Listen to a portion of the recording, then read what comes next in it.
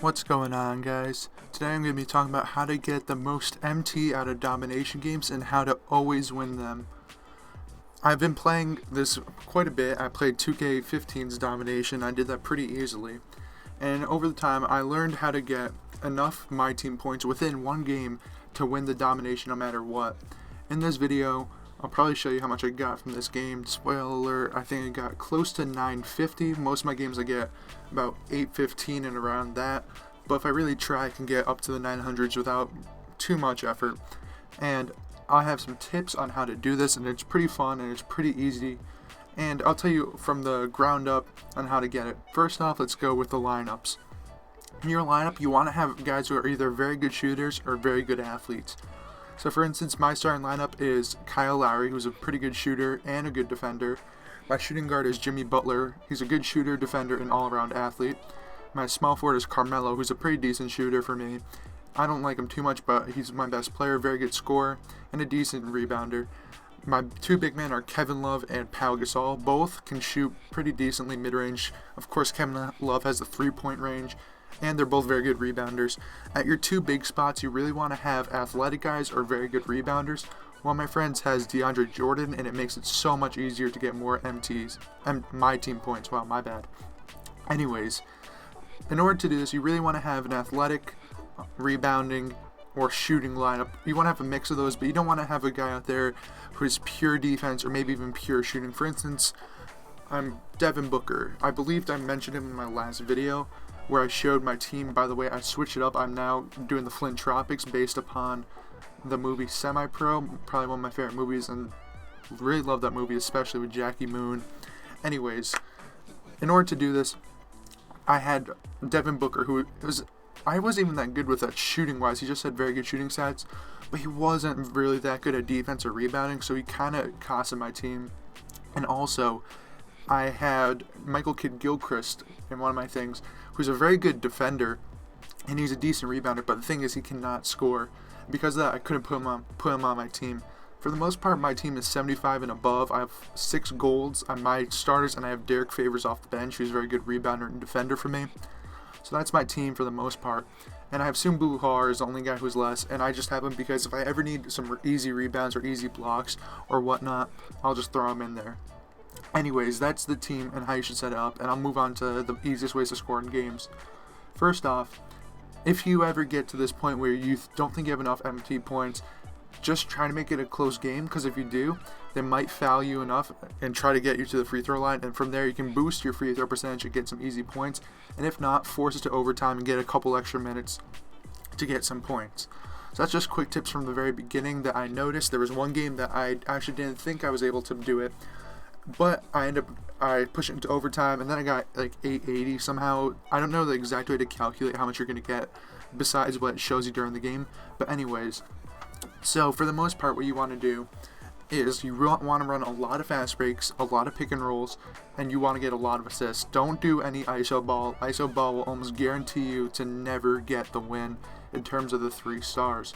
Of course, you might score a lot, especially if you have a good isolation player like Carmelo Anthony, but the thing is, a made shot's only worth 2 points. An assist is guaranteed 7, and a fast break assist, I believe, is guaranteed at least 11.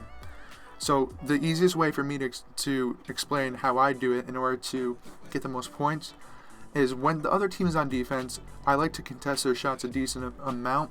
So if they're close to the rim, I'm going to try to block every one of their shots. And if I do get a block, that's 6 easy points.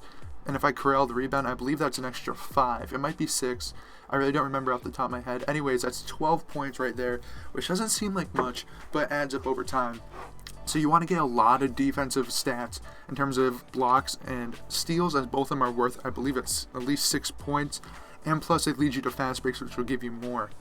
Anyways, so once you get the rebound, you want to push the fast break. I know some guys are really bad in terms of running the fast break. I believe I saw Isaiah Thomas is terrible. He always spots up at the 3-point line, which never really works out for you. So you want to have guys who not only are fast, but also athletic and want to cut to the rim. So that's my tips in terms of who you want to have. And so once you run that fast break, move it around, get the defense confused, and just go in for a layup. Because off a layup, an assisted layup on a fast break is, let's just say it's 4, an assist is 5. and 2 for the layup, 2 for the made shot. That brings you to about 13 points, and you throw in maybe a rebound and a block. That can push you all the way up to 25 points for one possession.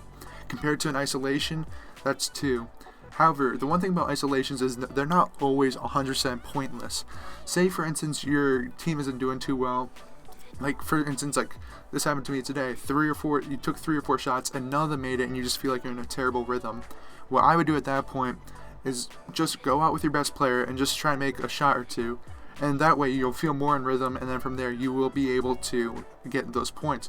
But the thing is, you don't want to rely on this heavily, as if you do this too much, it might actually kill your shooting percentages, and it will also kill your points, as you are only scoring 2 points compared to anything else. Now, the other point I mentioned was a pick and roll. Pick and roll will be very good if you have a good pick and roll point guard and a big man who can roll very well. Pau Gasol is decent. I use him mainly for pops, as when he rolls to the basket, he usually gets fouled and he doesn't really do anything. While Kevin Love, even though it seems like he'd be a pick and pop big man, I'm always very good with him rolling to the rim. So I just had a lot of pick and rolls, and what happens is off that, you can either score with your guy if you want to do the isolation, if you're feeling kind of, not all in there. But if you want to get the most, you can do a pick and roll dunk or pick and roll layup. Of course, it's not the easiest way, but you can still get decent amounts. So a pick and off that, an assist is 5, a dunk is 3, and you get 2 points. So that's 10 points right there off a half-court set. So that's basically the tactics you want to use in order to maximize your points. However, there are other things in this that you must know in order to get the most points. This year, for shooting, I don't know if it happened last year, you must reach a certain amount of shots in order to reach the bonus for that shooting's percentage. For field goal, it's 10. That should be super easy. If you don't hit 10 field goals, you don't deserve to even play this game. It sounds terrible, but it's really hard to not hit 10. For free throws, it's 10 as well. This is a little bit harder, as a lot of my guys don't seem to get a lot of fouls called. So what I might have to do, I do a lot, is I try to make it a close game, so they do the intentional fouling at the end of the game, and then I can get some easy points from that. The other thing I have to say is three-pointers. You only need 5, which, if you don't think about it, it actually might be pretty hard, because I like to shoot inside the paint, because those are easy shots, plus you get the most points from it. So what happens with that is I look at the stats occasionally through the game. If you go to box score, or the thing where it shows the box score right next to a team comparison, I try to hit 5 3-pointers pretty early on, because if you think about it, even if you shoot a terrible percent, let's say you go 2 for 11, that's like 18% or 19%. You're only going to get 19 points. However, say you only shot 3 that game and you shot a 100% clip. You're going to get the 3 points for the 3 3-pointers, but you're not going to get anything for the percentage.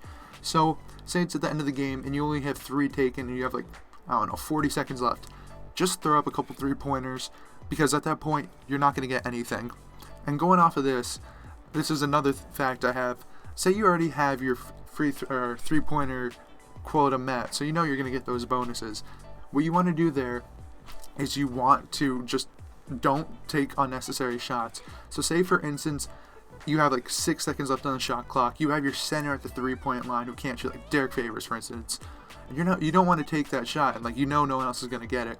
It is best to commit the turnover. If you can't get any other shot, then take a terrible shot, as a terrible shot will hurt your percentages, and turnovers don't do anything. So that's a little tip that I learned as well. I don't like doing it too much, but when worst comes to worst, that's what I have to say. Anyways, that's my tips for beating domination every time and getting 3 stars. And for the most part, I've been enjoying this game a lot. My team is so much more improved. I'm the Flint Tropics now, by the way, so I'm no longer the Dallas Bushes, even though for some reason it says I am in this game. But I'm really enjoying this, especially the runes. That's really weird. I have 3 of them already, which is pretty cool. But anyways, that's the video. Give me a like if this helped you out. Comment if you have any other questions about domination. I'm trying to get to historic domination pretty soon. I'm almost there, I feel. Share with your friends if they need to learn about this, and please subscribe for more 2K16 content. Thank you guys so much for listening, and have a great day.